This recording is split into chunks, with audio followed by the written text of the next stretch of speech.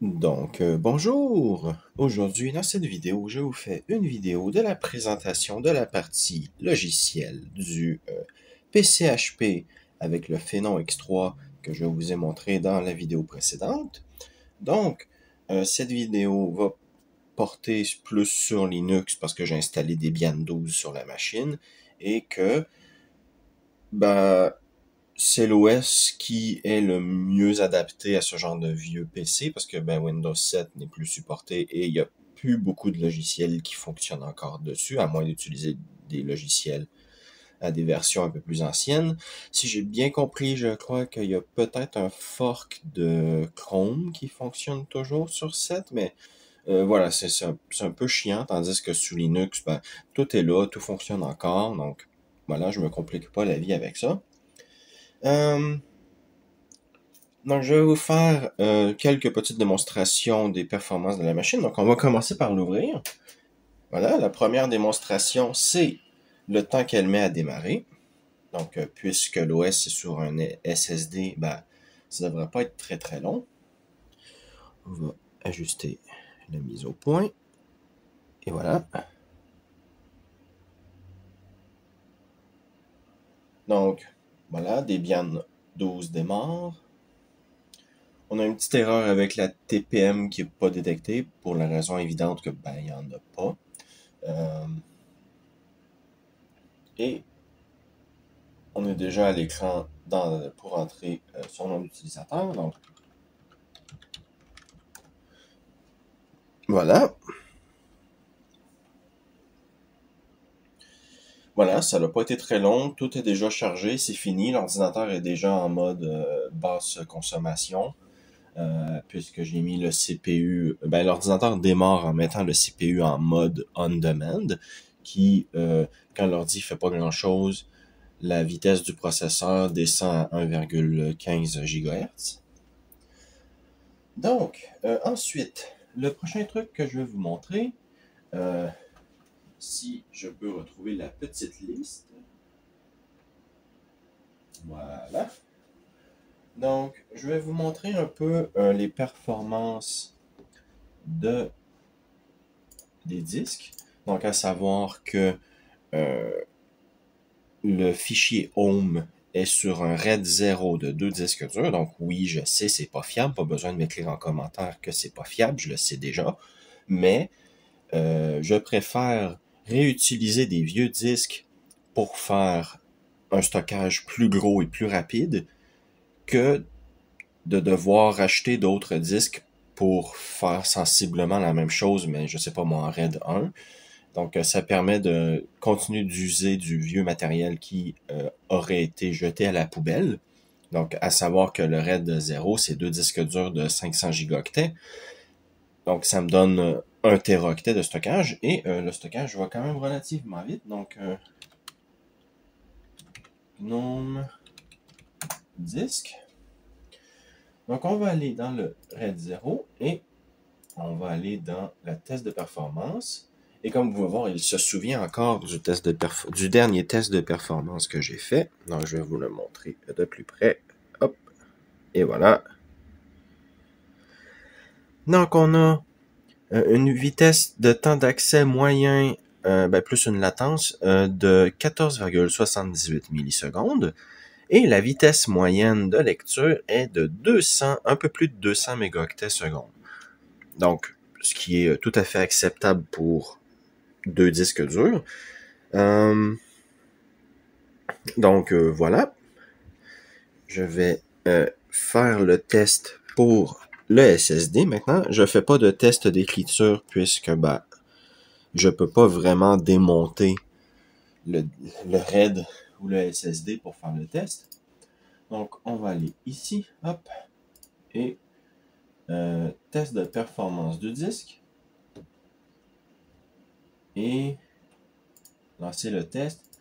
Donc, nombre d'échantillons 10, taille de l'échantillon, on va mettre 2048 pour 2 gigaoctets. Et le temps d'accès, 1000 échantillons. Donc, on démarre le test. On fait son petit mot de passe. Ensuite, je vais vous montrer les données Smart. Donc là, on est à 272 mégaoctets secondes, à savoir que c'est du SATA 3.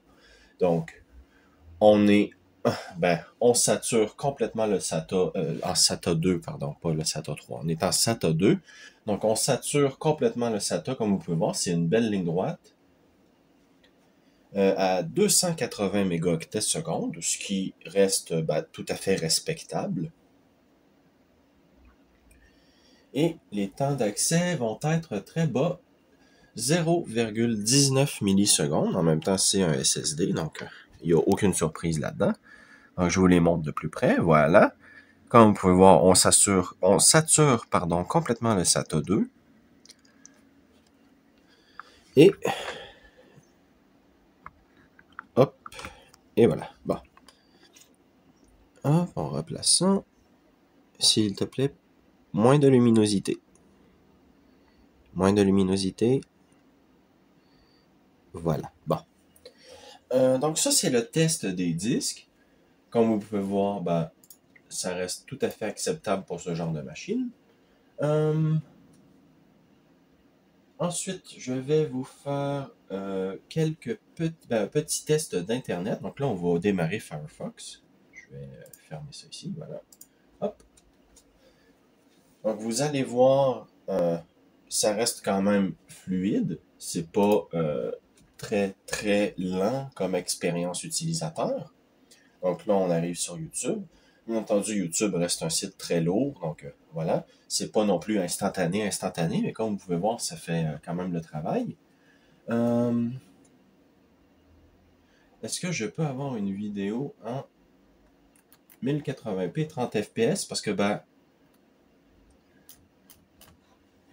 je vais prendre une de mes vidéos.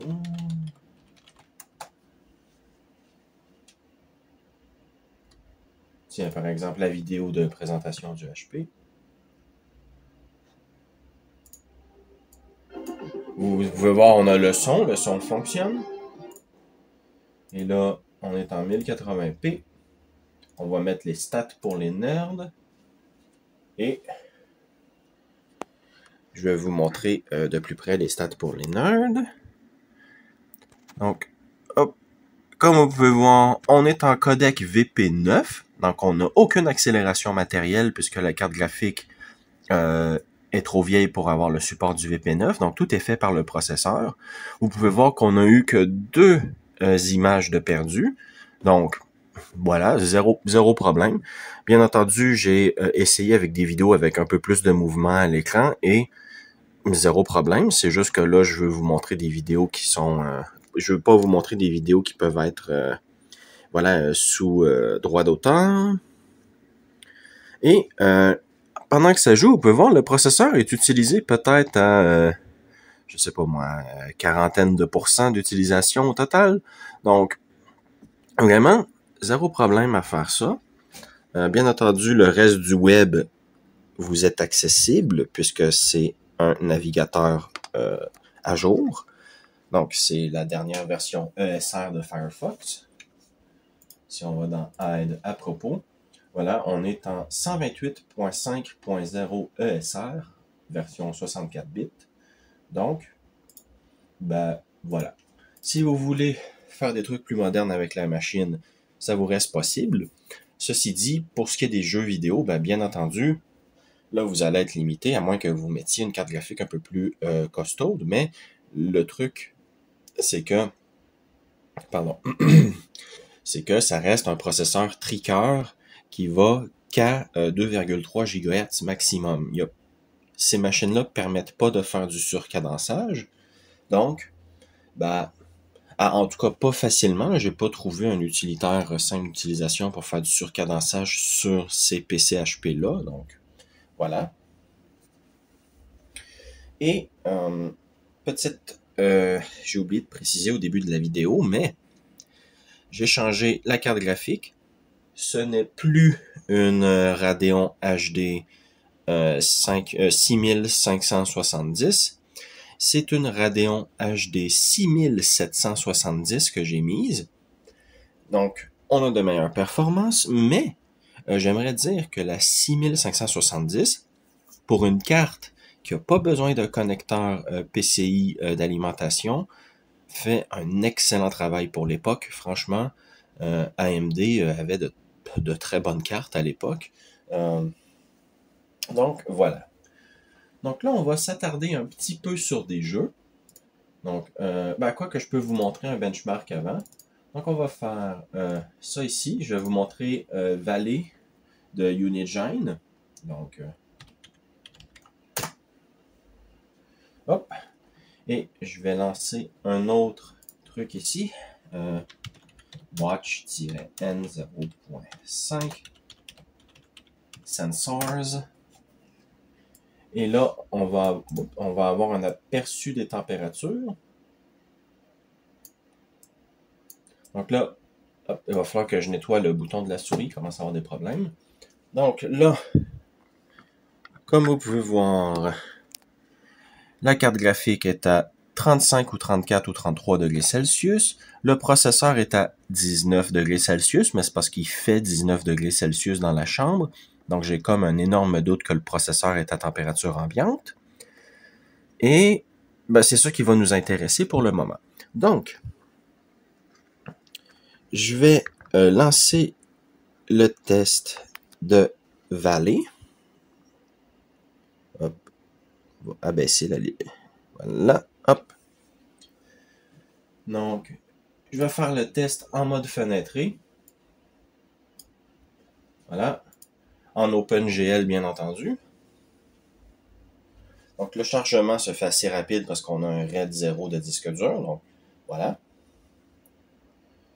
Et, si ça veut démarrer, voilà. Donc, on fait un petit benchmark. Et là, je vais laisser le test se faire. Donc, je mets sur pause et je reprends après. Bien. Donc, c'est terminé. Hop. Donc, comme vous pouvez voir, on a eu un résultat de 34.2 FPS avec un score de 1430. C'est environ 10 FPS de plus qu'avec la Radeon HD 6570, ce qui est non négligeable. Faut pas oublier que ça, c'est un test que le but, c'est d'être lourd sur le GPU, donc voilà. Les d'autres jeux de l'époque auraient mieux tourné que ça. Je crois que c'est pas mal tout ce qu'il y a à dire.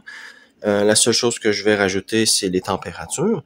Donc, comme vous pouvez voir, si le focus veut bien se faire, on a ça un petit peu trop éclairé. Hop, allez. Voilà. Donc, comme vous pouvez voir, le GPU est à environ 52 degrés Celsius. Le CPU est à environ 35 degrés Celsius. Et, tout va très bien, zéro problème. Donc, je suis quand même très satisfait des performances de la machine. À savoir que pour le GPU, j'ai dû le démonter et changer la pâte thermique parce que j'ai gagné 2 ou 3 degrés en température en changeant la pâte thermique. Donc voilà, faites plus 3 si vous voulez savoir c'était quoi la température maximale que la carte avait avant. Et j'ai dû aussi changer les pâtes thermiques parce qu'ils commençaient à se désintégrer. Donc, si vous avez une vieille carte graphique, je vous recommanderais de vous acheter un kit de pâte thermique pour pouvoir la maintenir. Parce que sinon, vous pourrez avoir des gros problèmes de refroidissement de votre GPU, des VRM, de la RAM et tout ce qui peut être refroidi par des pads thermiques. Donc, voilà. Ensuite, on va continuer avec les jeux. Hop. Hop. Et voilà. On va refaire la mise au point. Hop. Et hop. Donc, on va fermer ça. Quit. Yep. Et j'ai oublié de préciser, je vais aussi vous montrer les trucs. Donc, j'ai pris le preset custom, j'ai mis quality low, stéréo 3D disable, monitors single, anti-aliasing off, full screen décoché et la résolution était en 720p. Donc, voilà, c'est les stats, pas les stats, mais les paramètres que j'ai utilisés. Donc,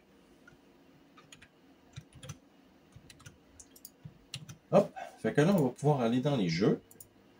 On va aller dans Just Cause 2.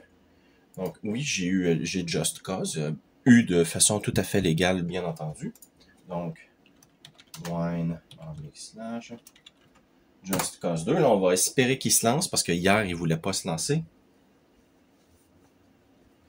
Les joies de wine. J'ai pas installé Steam sur cette machine parce que j'avais envie d'avoir une machine où je voulais utiliser que Wine.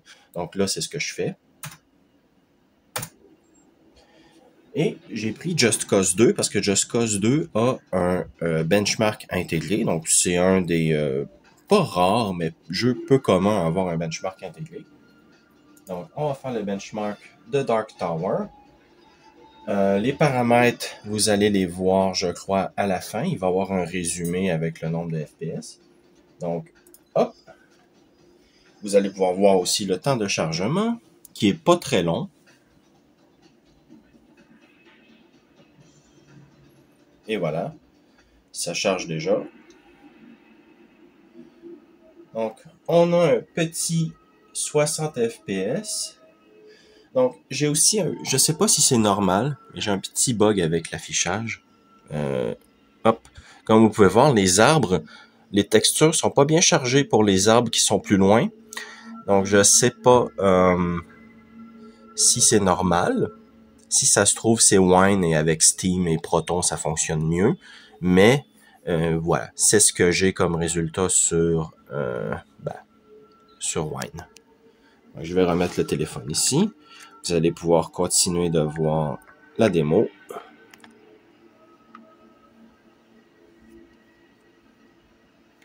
Bien entendu, le son fonctionne. Je ne sais pas si vous pouvez l'entendre.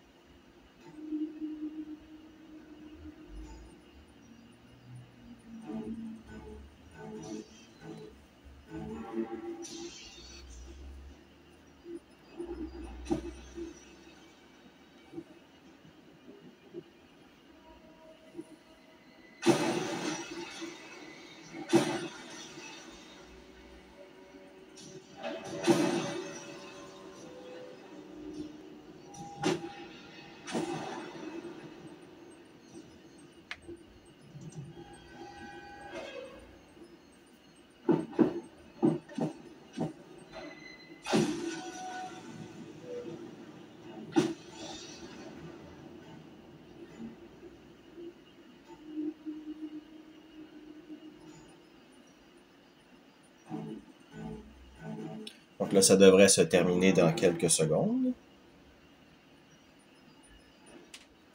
Et voilà. Donc, on a eu une moyenne de 45 FPS, ce qui est acceptable. C'est une carte graphique plus pour du 720p de l'époque, donc voilà. C'est sûr qu'on n'aura pas des hautes performances en 1080p sur une carte graphique de 2010, je crois. Donc, surtout que c'est pas le plus haut de gamme, il me semble. Il me semble qu'il y a une carte ou deux au-dessus chez AMD, puis qu'il y en a au-dessus chez Nvidia. Donc, voilà, on n'est pas sur un porte-étendard, là. C'est vraiment juste une carte graphique tout à fait normale, qui est pas très dure à trouver. Vous pouvez voir ici les paramètres que j'ai utilisés. Donc, si vous voulez les lire, faites pause. Voilà. Donc, hop. C'est tout pour ça. Je vais peut-être vous montrer un autre jeu.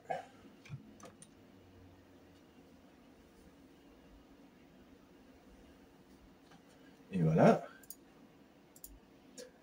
Quel autre jeu je pourrais vous montrer? Je peux vous montrer Black and White. Voilà. Avant, on va aller dans Settings. Je veux voir si on peut mettre la résolution un petit peu plus élevée. Si les settings veulent bien fonctionner. Non, ils n'ont pas l'air de vouloir fonctionner. Bon, c'est pas très grave. On va essayer de lancer le jeu de manière normale. Et voilà. Donc, les jeux plus vieux devraient fonctionner parce que c'est Wine. Voilà. Il y a un bon support de DirectX 9 et moins sur Wine, donc vous devriez être correct. Les temps de chargement sont acceptables. Et là, si je fais Continue Game, vous pouvez voir, le jeu est pas...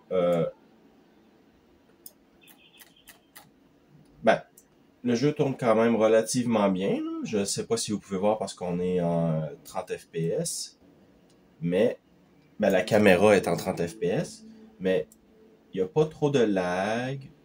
Ma souris commence à avoir des problèmes par contre. Non, clic. Oh mon dieu. Voilà. Donc, voilà. Donc ça c'est pour Black and White. Le son fonctionne bien entendu.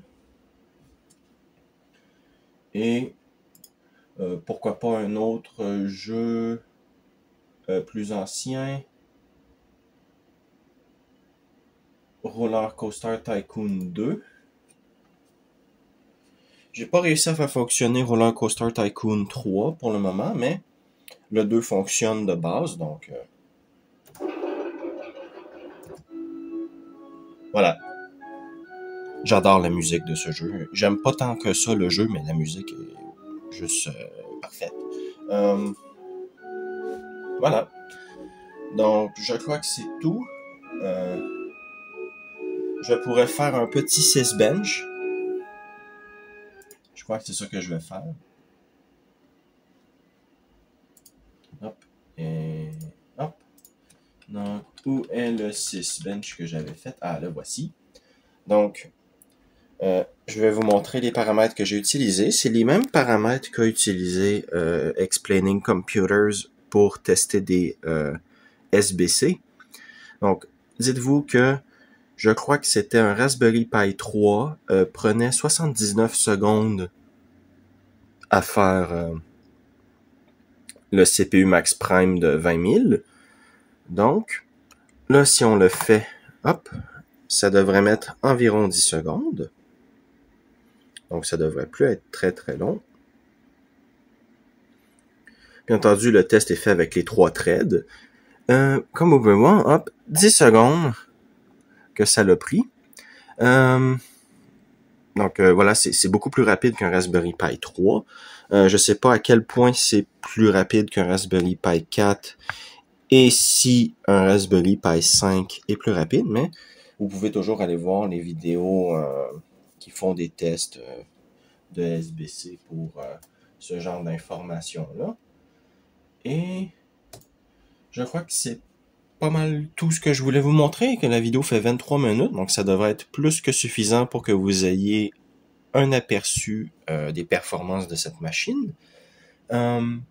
Avec voulait que je fasse un petit test de machine virtuelle, mais le truc, c'est que c'est pas vraiment une machine pour faire des machines virtuelles, c'est plus un PC pour bidouiller et jouer.